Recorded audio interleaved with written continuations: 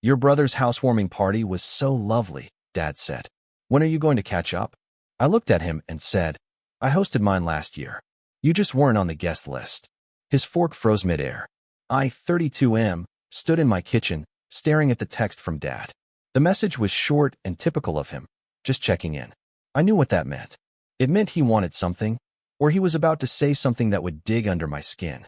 I called him back because texts with Dad always turned into longer conversations anyway, and I wanted to get it over with. He answered on the second ring, his voice carrying that familiar mix of casual authority and thinly veiled judgment. He asked how work was going, how the apartment was treating me, the usual surface-level questions he asked when he was building up to something else. I gave him the standard answers, keeping my tone neutral, waiting for the real reason he called. Then it came. He mentioned my younger brother's housewarming party from last weekend, going on about how lovely it was, how proud he was of what my brother had accomplished, how the house was beautiful and perfectly decorated. He described the catered food, the turnout, the toasts everyone made. I hadn't been there. I hadn't been invited. That wasn't surprising. My brother and I hadn't spoken in almost 3 years. Dad's voice shifted slightly, taking on that edge of comparison he'd perfected over the decades. He asked when I was going to catch up, when I was planning my own housewarming, whether I'd thought about buying property instead of renting. The implication was clear. My brother was succeeding, moving forward, doing things right. And I was lagging behind. I felt something cold settle in my chest. The kind of cold that comes from years of being the less favored son, the one whose accomplishments were footnotes while my brother's were headlines. I could have let it go. I could have made an excuse, changed the subject, ended the call early like I usually did. But something in me snapped. I told him I'd actually hosted my own housewarming party last year. There was silence on the other end, the kind that stretches just long enough to feel uncomfortable. He asked why he hadn't heard about it, his tone somewhere between confused and irritated. I kept my voice calm, almost pleasant. I explained that he hadn't heard about it because he wasn't on the guest list. I could hear his breathing change, that sharp intake that meant I'd genuinely surprised him. He asked what I meant by that, and I could picture his expression, the way his face would be tightening, his fork probably frozen midair if he'd been eating. I explained it simply. I'd bought a condo 13 months ago, had a housewarming party with about 40 people, friends and family who actually cared about my life. He hadn't been invited because he'd spent the previous 5 years making it abundantly clear that my accomplishments didn't matter to him. Neither had Mom, and neither had my brother. Dad's voice rose slightly. He said that was ridiculous, that of course he cared, that I was being dramatic. I could hear the defensiveness creeping in, the way it always did when he was confronted with something he didn't want to acknowledge. He insisted he'd always supported me, always been there for me. I asked him to name one significant event in my life he'd attended in the past 5 years. The silence stretched longer this time. I waited, letting it sit between us like a challenge. He started to say something about being busy, about how he couldn't be expected to remember every little thing, but I cut him off. I reminded him of my master's degree graduation 3 years ago. He'd missed it because my brother had a minor work presentation the same weekend, and Dad had flown out to support him for that instead. I'd graduated top of my class, and he'd sent a text message congratulating me 2 days later. I reminded him of the promotion I'd gotten 2 years ago, the one that came with a significant raise and a leadership position. I called to tell him, excited, and he'd spent 15 minutes talking about my brother's recent vacation before asking if I was still doing that computer thing. I reminded him of my surgery 18 months ago, nothing life-threatening, but serious enough that I'd needed someone to drive me home and check on me for a few days. I'd asked him for help, and he'd said he couldn't make it because he'd already committed to helping my brother paint his old apartment. My friend Sarah had taken me instead and stayed with me for 3 days. Each example I listed seemed to hit him differently. He tried to interrupt several times, tried to offer explanations or justifications, but I kept going. I wasn't angry anymore. I was just tired. Tired of pretending it didn't hurt, tired of making excuses for him, tired of hoping things would change. He finally asked why I'd never said anything before, why I'd let it build up like this. His voice carried a note of wounded confusion, as if he genuinely couldn't understand why I might have kept quiet. I almost laughed. I told him I'd said something dozens of times over the years, in small ways and large ways, and he'd never listened. It was easier for him to not hear it than to acknowledge the pattern.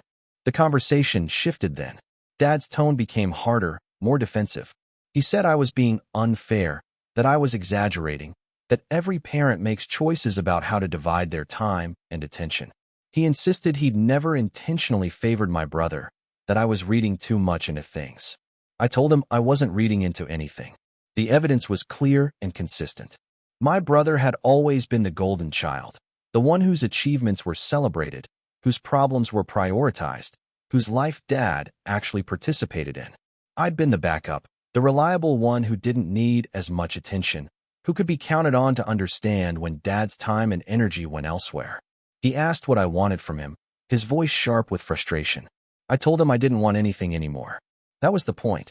I'd stopped expecting him to show up, stopped hoping he'd notice my life, stopped trying to compete for scraps of his attention. The housewarming party last year had been my line in the sand. I'd invited people who actually cared about me, who'd been present in my life, who celebrated my successes without needing to compare them to someone else's. Dad said I was being cruel, that I was punishing him for perceived slights, that family was supposed to forgive and move forward. I felt that cold feeling in my chest spread. I asked him what I was supposed to forgive, specifically. Was I supposed to forgive him for missing my graduation? For dismissing my career? For choosing my brother's paint job over my surgery? For never once asking about my condo, my life, my actual day-to-day existence? He didn't have an answer for that.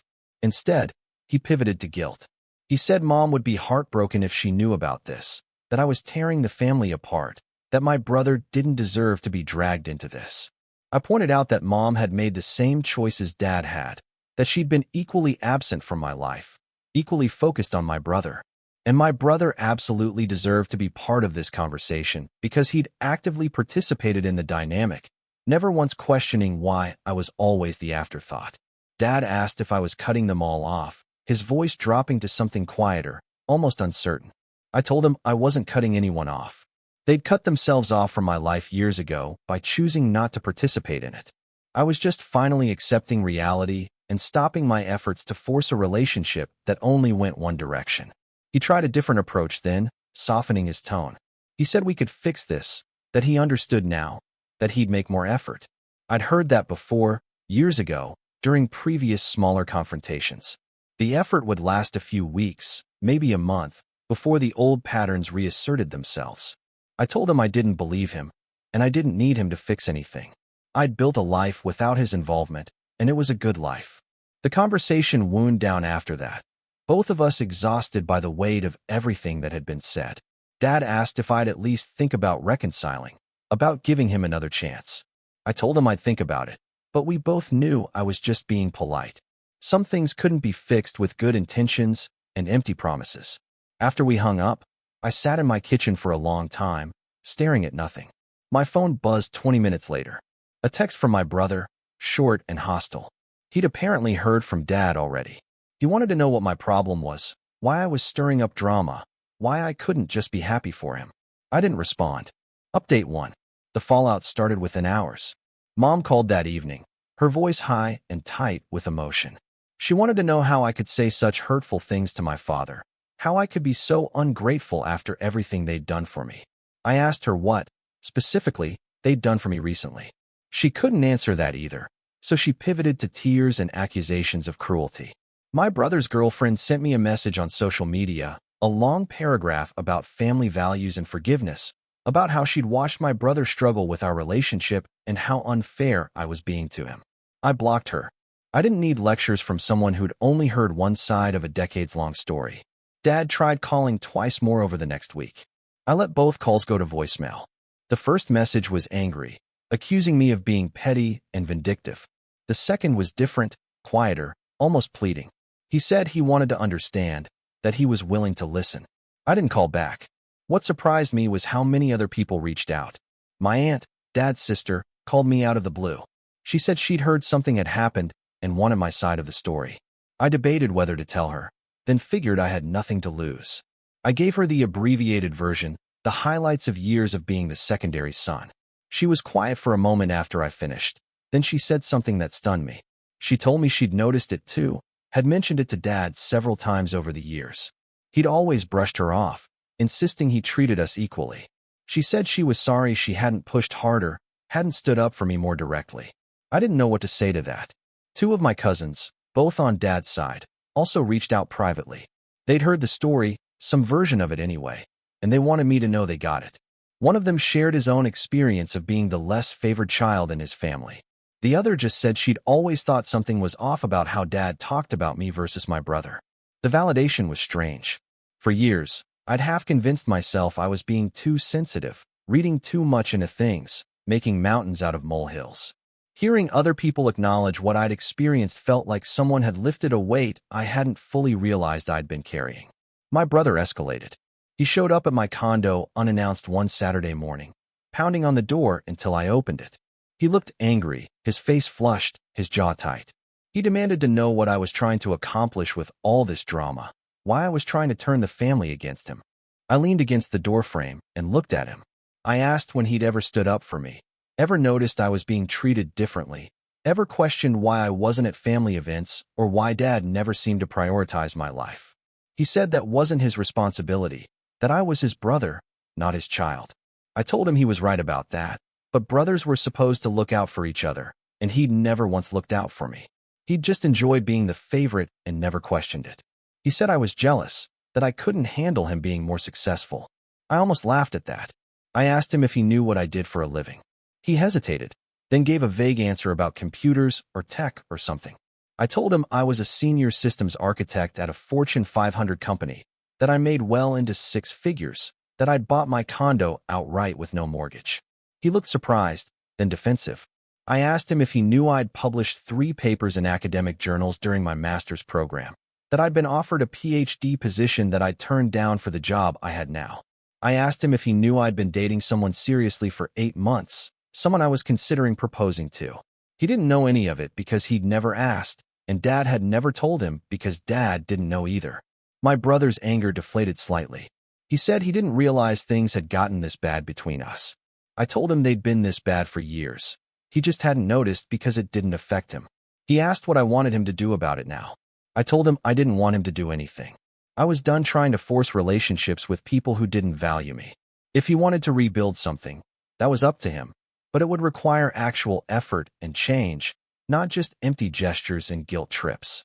He left after that, looking confused and frustrated. I didn't expect to hear from him again anytime soon. I was okay with that. Update 2. Sarah, the friend who'd taken care of me during my surgery, came over for dinner a few days after my brother's visit. I told her everything that had happened, the phone call with Dad, the fallout, all of it. She listened without interrupting, then said something that hit harder than I expected. She said she'd been waiting for this for years. She'd watched me bend over backward trying to maintain relationships with family members who never reciprocated, who took my efforts for granted. She was glad I'd finally said something, finally set boundaries, even if it was messy and painful. I asked her why she'd never said anything before. She smiled sadly and said she had, multiple times, but I hadn't been ready to hear it. I'd been too invested in the idea of fixing things, in believing if I just tried hard enough or accomplished enough, Dad would finally see me. She was right about that. Work became a refuge during those weeks. My team had no idea what was happening in my personal life, and I preferred it that way. I threw myself into a major project, staying late, volunteering for extra responsibilities. My manager noticed and mentioned it during a one-on-one, asking if everything was okay. I gave him a sanitized version, just enough to explain my increased focus. He was understanding, told me to take time if I needed it. 3 weeks after the initial phone call, Mom tried a different approach. She sent a long email, not angry this time, but sad. She wrote about how hard it was to see the family fractured, how she didn't understand when things had gone wrong, how she wanted to fix it, but didn't know how. She asked me to come to dinner, just the 4 of us, so we could talk it through. I read the email twice, then set my phone down. Part of me wanted to ignore it, to maintain the distance I'd created. But another part of me, the part that still remembered being a kid who idolized his parents, felt that old pull toward reconciliation. I talked it through with Sarah and with my girlfriend, Rebecca, the woman I'd been dating for 8 months. Both of them said similar things. I should do what felt right for me, but I should also protect myself and not expect dramatic changes from one dinner. Rebecca offered to come with me if I wanted support. I declined. This was something I needed to do alone. I agreed to the dinner, but set conditions. We'd meet at a neutral restaurant, not at their house where they'd be comfortable and I'd be the outsider. We'd set a time limit of 2 hours. And I wanted genuine conversation about the actual issues, not just surface-level pleasantries and rug sweeping.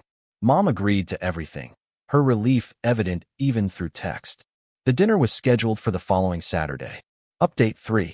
The restaurant was moderately upscale, the kind of place where conversation was possible without being overheard easily.